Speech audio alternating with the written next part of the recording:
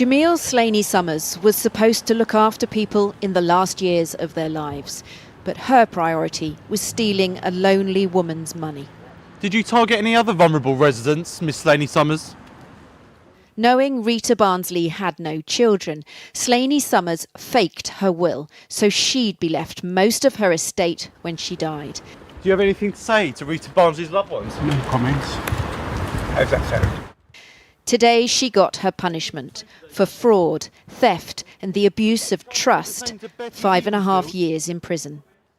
Collaborators in the crime, the owners of the care home, Graham and Lynn Walker, who'll be sentenced later, they were bent on taking their own fraudulent slice of Rita's estate. None of them banked on her cousin, Verna Woolley, who saw straight through the sham will with its forged signatures and raised the alarm. But the police said it was not one for them, leaving it to trading standards to get Rita Barnsley justice. They said no, it wasn't a crime. They said Rita could do whatever she wanted with her money and her estate, even though the allegations were it was a bogus will. They should have done more. As one case closes, a whole other story unfolds.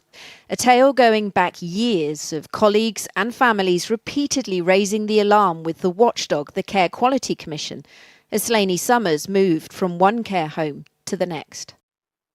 Sarah Eaglesfield has a horrible feeling Jamiel Slaney Summers might have had her sights set on her mother Betty's estate.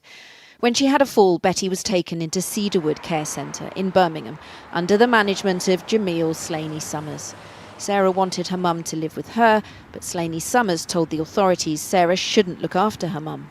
She was saying that I was disruptive in the care home. She was saying that I had asked my mother to sign things in the care home when I'd never taken any documents in.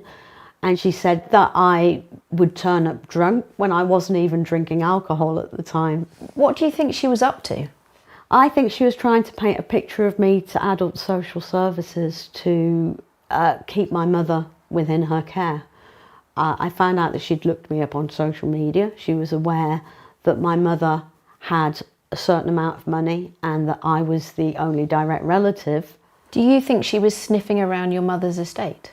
Potentially, yes. And when there was a huge inheritance at stake, I can only assume that she was somehow trying to weasel her way in to get a part of that.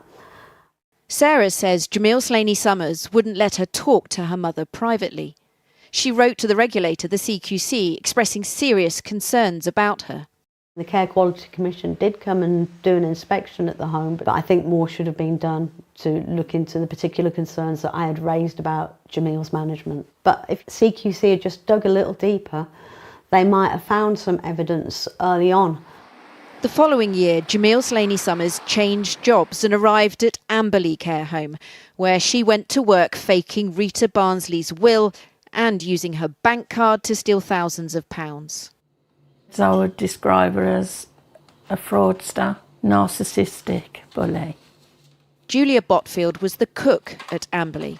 She's shocked by Slaney Summers' crimes, but not totally surprised, given how she says she treated the residents.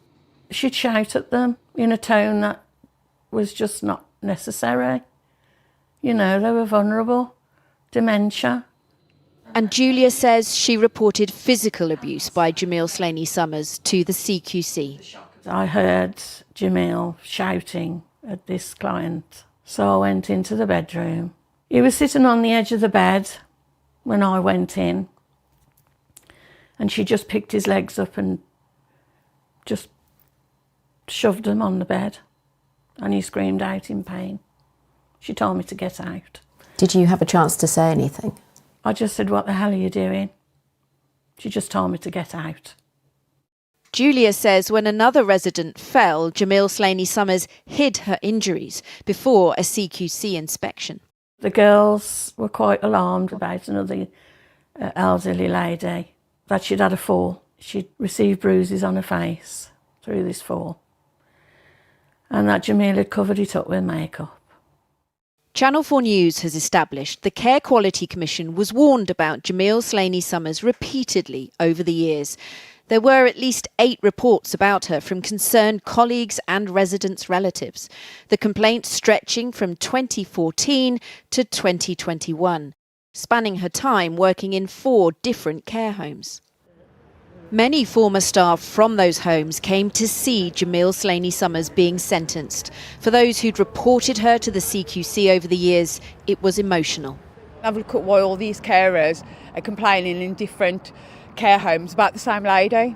There's clearly something that they could have done, they should have done before now, and then it wouldn't have got to this at all.